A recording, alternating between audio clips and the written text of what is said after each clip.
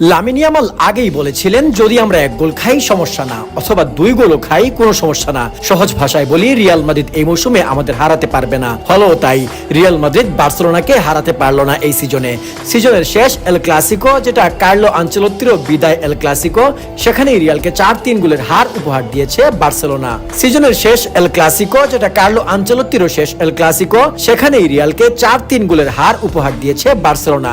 যদিও গোলের ব্যবধান দেখে মনে হবে খেলা খুব কম্পিটেবল হয়েছে, কিন্তু আসলে তা না। বার্সেলোনা বলতে গেলে একচেটিয়া আধিপত্য দেখিয়েছে আজকে। অবশ্য শুরুর গল্পটা ছিল ভিন্ন।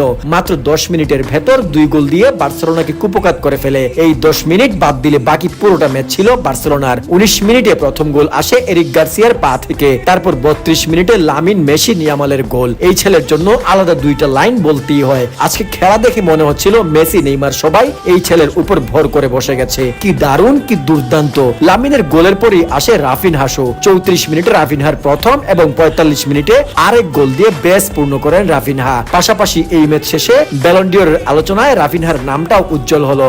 এরই সাথে ম্যান অফ দ্য ম্যাচও হলেন আজকে তিনি। বার্সেলোনা এই সিজনে লা লিগা জিততে যাচ্ছে। কোপা দেল রে, স্প্যানিশ সুপার কাপ হিসেব করলে সর্বমোট 3টা শিরোপা হয়েই যাবে তাদের। আর এই সবগুলো টুর্নামেন্টেই রাফিনহা ছিলেন টপ পারফর্মার। এমনকি চ্যাম্পিয়ন্স লিগেও বার্সেলোনার সেরা স্কোরার রাফিনহা। আজকেও করলেন 2 গোল। ফার্স্ট হাফের এই 4 গোলের 3 গোলেই অ্যাসিস্ট করেছেন ফেরান তোরেস। সবাই বলে হ্যান্সি ফ্লিক রাফিনহাকে বদলে দিয়েছে, কিন্তু হ্যান্সি ফ্লিক যে এই ফেরান তোরেস ছেলেটাকেও বদলে দিয়েছে এই কথাটা অনেকেই বলে না। ফেরান তোরেসের খেলা দিন দিন একেবারেই টপ নচ হয়ে যাচ্ছে। তবে ফার্স্ট হাফের 4 গোল দেখে অনেকেই ভেবেছিল হয়তো সেকেন্ড হাফে আরো গোল দিবে বার্সেলোনা, কিন্তু না, সেটা আর হলো না। বরং সেকেন্ড হাফে রিয়াল মাদ্রিদ আরো 1 গোল দিল।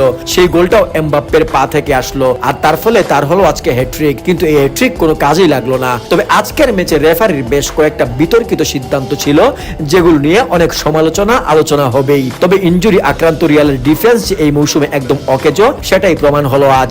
এই মৌসুমে বার্সেলোনার বিপক্ষে মাত্র 4টি ম্যাচেই রিয়াল মাদ্রিদ হজম করেছে 16টি গোল। অবিশ্বাস্য, কিন্তু একেবারেই সত্য। এই যে বার্সেলোনা যেভাবে রিয়ালের উপর ঝাঁপিয়ে পড়ে, একে তো আর খেলা বলা যায় না, একেবারেই ধ্বংসযোগ্য। আজকেও লুকাস ভাস্কেজের ভুলে একটা গোল খেলো। ভাস্কেজের আর কি দোষ দিব বলেন?